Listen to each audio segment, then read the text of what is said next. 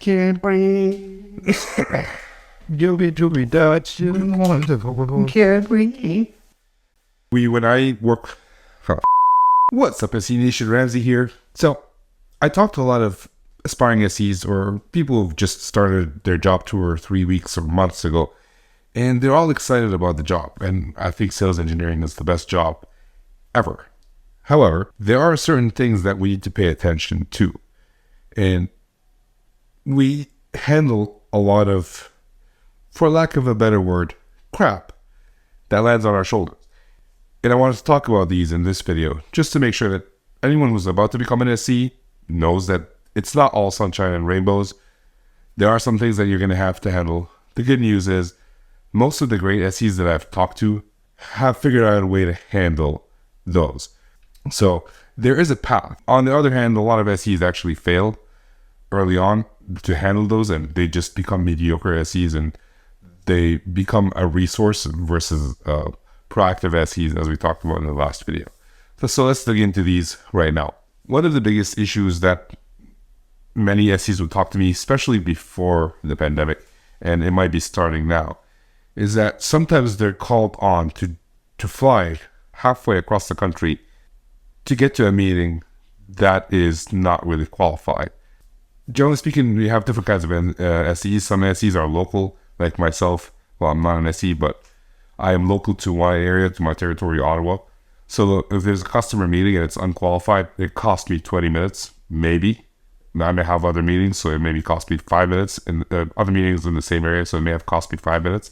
But if you're one SE covering North America, or 3 SEs covering North America, and you have to fly around from customer to customer, the worst thing that could happen to you is you fly only to find out that there is no deal here. The customer wasn't qualified. They don't have budget. They don't have a need. They were just curious about something, and you just flew out halfway across the country to solve a non-existing problem. So that's one of the issues that people face. A lot of sales engineers get blamed for deals not closing. Always be closing. And in many cases, it's not really their fault. So here's what happens. We were talking about how SEs get invited to deals that are not qualified. Well, in the account manager's mind, sometimes they are qualified, and these are not really great account managers. Again, a lot of account managers are amazing. Well, some account managers are amazing, a lot are okay, some suck. You could be working with one of those. You went into a meeting, there was no deal to be had, and you didn't offer a solution because there is no solution. You lost the deal for the account managers, and you get blamed for it. That's one scenario. Another scenario could be that the customer might have been interested, they showed some interest, the account manager invited you in to do a demo and then to do a POC, and you did all that, but again, there's no problem to be solved, or they don't have money, or they weren't going to buy it to begin with. You lost the deal. The account manager was really dependent on this deal because he committed it or she committed it in their forecast to their bosses. And if you want to know more about that, we can discuss that in a later video. Leave a comment below if you want to learn about how salespeople forecast for their management team. But basically what they're doing is they're promising their management that they will get this deal. And then their management is promising their management, and then it trickles all the way up to whoever's updating the board. So the account manager really needed that deal. They thought they had a deal, except it wasn't qualified. You came in, you did everything. The deal was lost. For some reason or another, you get the blame. That happens quite a bit, and as SEs, we need to learn to overcome that. So in the first scenario I was talking about, you come in, there is nothing to be had. There's no deal. There's no solution. That's something you need to work on with your account managers to begin with. You have to do the BANT, budget, authority, needs, and timeline qualification on them, or MEDIC or MEDIC. You can actually work on that with them. And that's something you need to do early on so you don't get blamed for it. Also, you need to document a lot of these things so when the blame comes to you, you can provide the information to your management and they know it's not your fault. I know documentation sucks, but it's important. So make sure you're documenting all your meetings, all your notes, and you put them in whatever CRM that you're using. And the second scenario where you're invited to do a POC and a demo and all that, again, you have to qualify the deal. You have to figure out what you're trying to solve for. So when you're demoing, what are you trying to demo for? A lot of NUSEs, their mistake that they make is that they just do a show and tell where they come in and say, this is the product, this is how you do this is how you do that. But they're not actually demoing for a specific scenario, for a specific problem the customer's trying to solve. They're just demoing the product. They're showing the product. And that's just not a good demo in general. I mean, there's a lot of books and a lot of people say that. So if you don't believe me, why are you watching this video? Or just, believe me on that one, at least. You need to figure out what you're demoing for and what you're doing a proof of value, proof of concept for. And then you can do the proof of value, proof of concept. If you have a proof of value plan, then you go through the plan and some things fail, you're not to blame. You did everything you could. So document everything. That's one way to get over that one. Number 3 is AE micromanagement. AEs have a lot on the line. First off, they're paid 50-50. What I mean by that, their salary is split into 50% base, 50% commission. So they have a lot riding on it. 2, their performance is based on quota. Did you hit it? Did you not hit it? Did you close deals? Did you not close deals? So sometimes AEs, especially when they're stressed, when things are not going their way, again, depending on the AE, they start micromanaging. And one of my pet peeves is we get emails from customers all the time, 24/7. I'm not looking at my emails all the time. And this is like in the past, because right now I'm my own AE. I have an SE that helps me. Great SE. I would get an email from a customer, and within 30 seconds, I would get a call from my account manager. Hey, Ramsey, did you see the email from this customer? No, I am actually doing something. What is the email about? Oh, they were just asking a question. Cool. I'll answer them when I can. Can you just drop everything you're doing and visit them? No. One, I don't know if they're in the office. I don't know if they're from home. Even if they're in the office, I don't know if I get there, they'll be at their desk. I'd rather send up a call. So no. And that's actually one of many conversations I've had with account managers where it's like, Ramsey, drop everything and go do that. And that's a very reactive, which is kind of opposite to what we were talking about last, about being proactive, where you're just waiting for the customer to ask you something so you can do work. That's not an SE's job. And whenever you're doing reactive work, it's not really pre-sales most of the time, unless it's for a proof of concept. At which point, if it's an important proof of concept, millions of dollars, yeah, sure, you might want to drop everything, but use your own knowledge and figure out how to talk to your account manager and tell them, like, no, I'm not dropping everything and going because they asked a question about how to click this button, right? So that's just one example. There's a lot of micromanagement examples. If you're an experienced SE and you've had some of these, the comments section is for you. All right, so let's move on to number 4. Constantly being double, triple, quadruple booked. That is something you didn't think would happen. Or maybe you did. I don't know.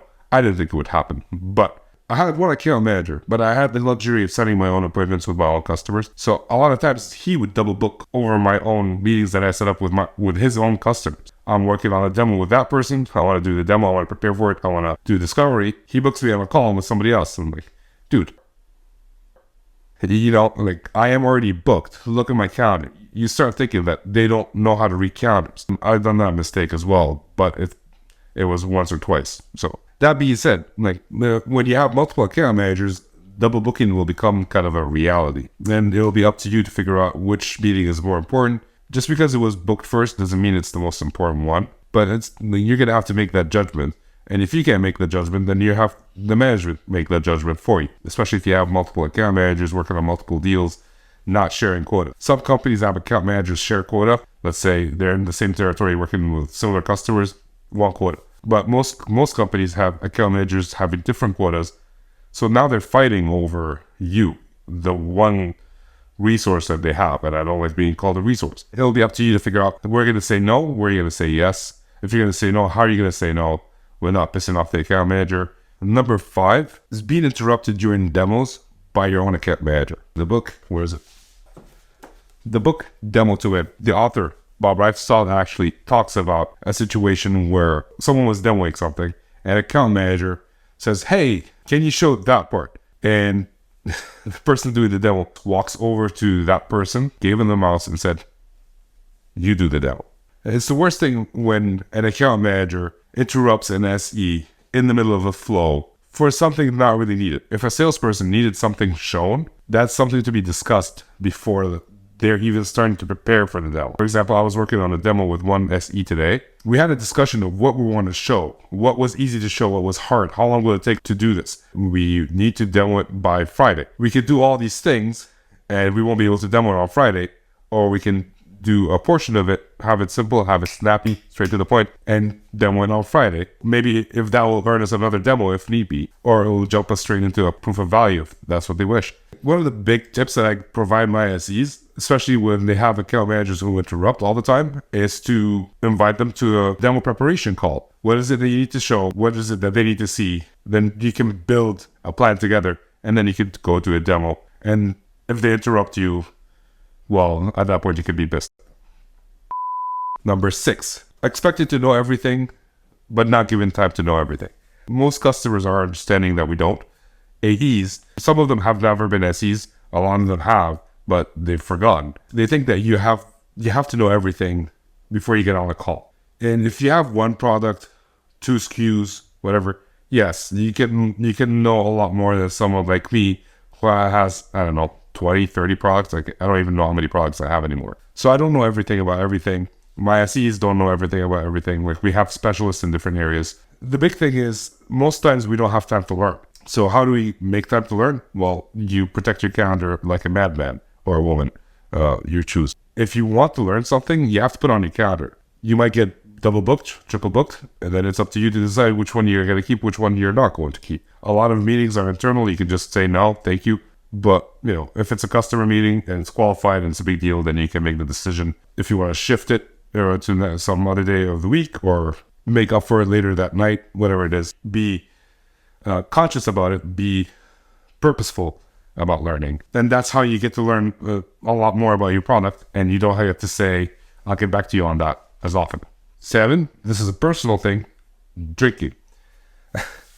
So, again, one of the great things about sales engineering is you get to be social. You get to work with customers. You get to go out to lunches and dinners.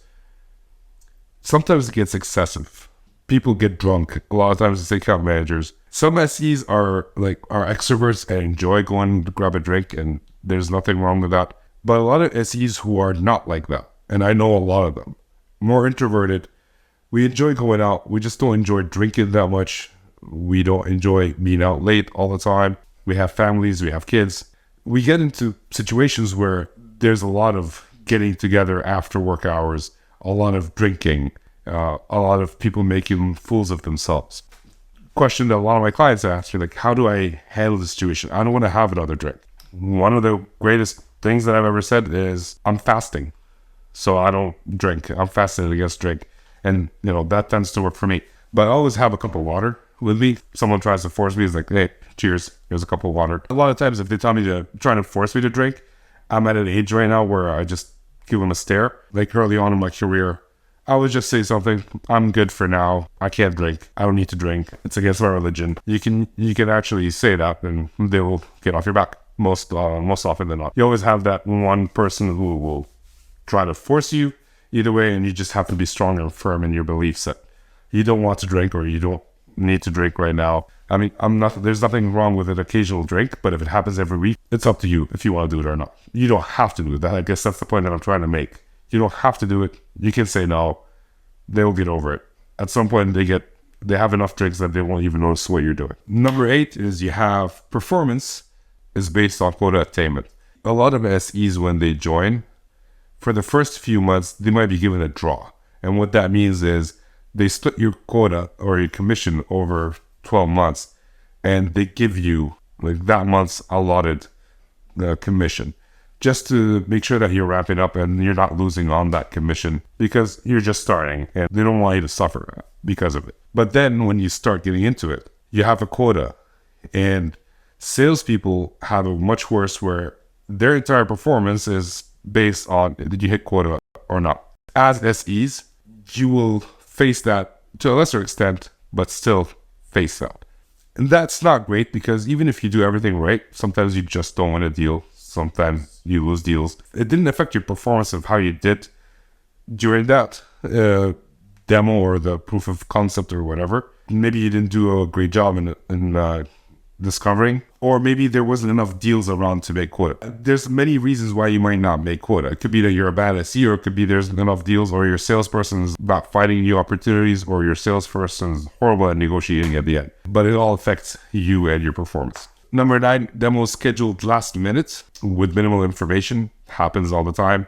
I mentioned earlier that you have to go do your own discovery on the account managers. It's happened to me where I've told the story before, but I'll share it again just because, well, why not? It was Tuesday. My manager set up a demo for me on Thursday. It was an interop demo. That means I have to connect my stuff to my customer's stuff and then show it in their environment. Luckily, I knew the customer. I was friends with them. So I asked, can I move the demo to Friday and I can use the Thursday for a discovery call?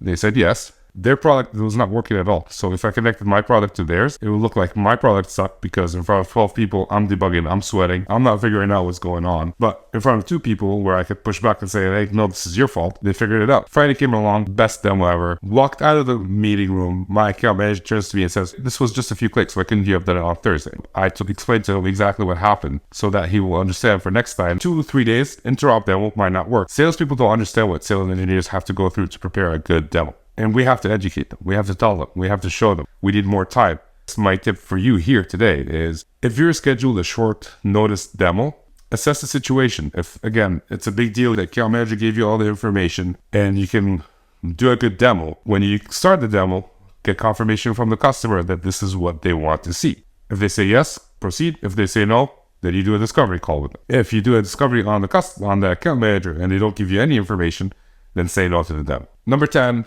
you're left alone. It's a lonely job. And sure, it's lonely in terms of like, you're not meeting other SEs.